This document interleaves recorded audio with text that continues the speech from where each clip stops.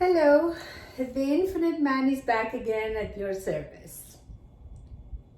As you can see, I cleared up the board a little bit because I believe at this point, us, collectively should be pretty much on the same page. So I cleaned up the board, so maybe if something comes to my mind, I write it down. But I left certain things like infinity, divine, the new formula of energy, which is E equal LC2, and the scale, which matters to me so much. And I am so fully aware and conscious about it. And consciously, I want to tilt it towards my favor. And we already covered those reasons and why. Then again, they were my reasons, my findings, and hopefully each and every one of you can relate to it as well. We also did cover this cycle of living this lifetime over and over again, going up the ladder a few rows and coming down after the snake bite us and give us poison, and we go down with a lot of pain and suffering, and then again we are gonna roll our dice in life and do it all over again. But in this process, achieving good things or experiencing pain and suffering, they're both wonderful because they're both trying to teach us something. Actually, our soul, in regards to those triumphs and pains and coming downs, it's waking up every minute. The soul is up, but it's for us to discover the awakening, to be conscious, to become aware. And hopefully over here at the end of the game, in order for us not to repeat it anymore, become fully enlightened and move and transform into a new dimension. This time I don't have much to write on the board, but I do have something to share with you. If you remember, we were talking about different laws, and in regards to one of the laws, which was the law of projection, I linked it to how we raise our children and project fear to them, or basically fear, which the byproduct of it is going to be low self-esteem and depression and not feeling good about themselves and so many other things. Or the side effects, just like a bad medicine you take, and you're going to suffer the consequence of that.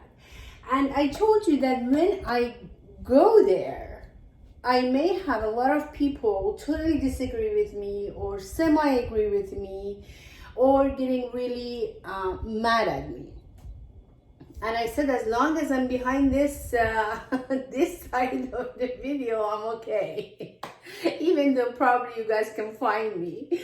But kidding aside, I decided before I get into my own personal view about the law of projection, especially when it comes to raising our children, to get help from this wonderful human being that once lived among us, Khalil Gibran, a philosopher, I think he was above a philosopher. I think he was an enlightened person, and unfortunately had a short life on this planet, and for the most part he was physically very ill.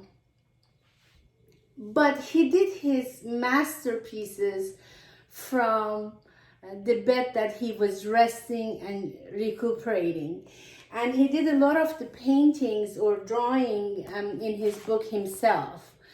One of the most famous work of this person is the book Prophet, which I highly recommend because it's such a gentle, beautiful, loving message that he gives in order to wake us up 1 inch at a time.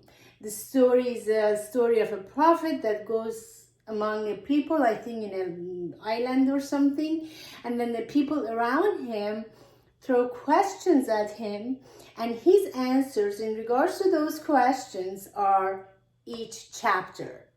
It doesn't have chapters, but it's a segments with his beautiful drawings.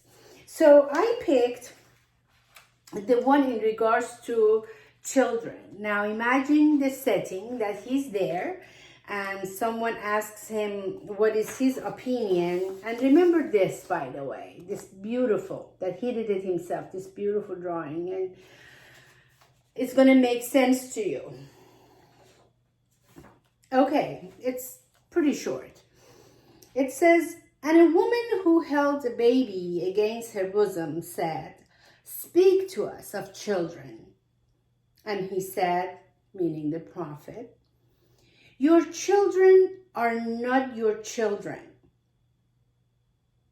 They are the sons and daughters of life's longing for itself.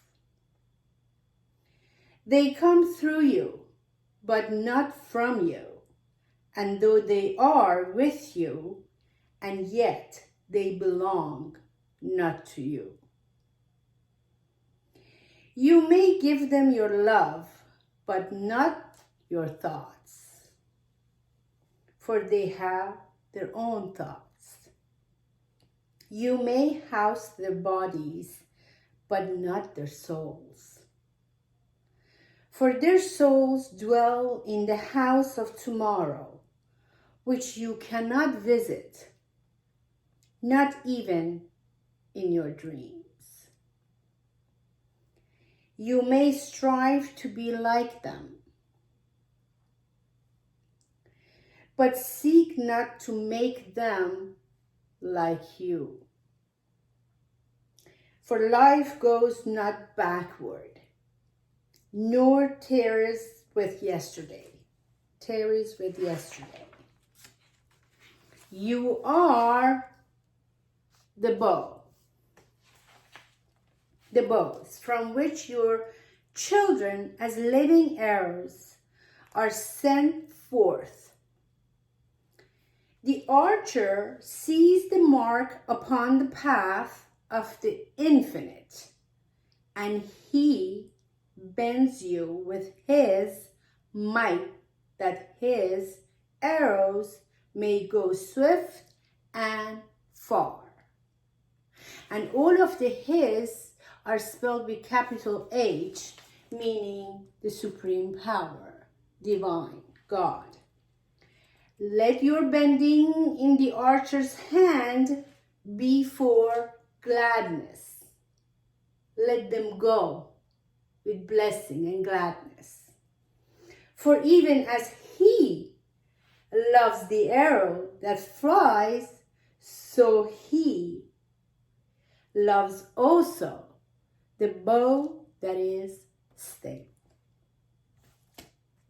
Thank you for watching. Namaste.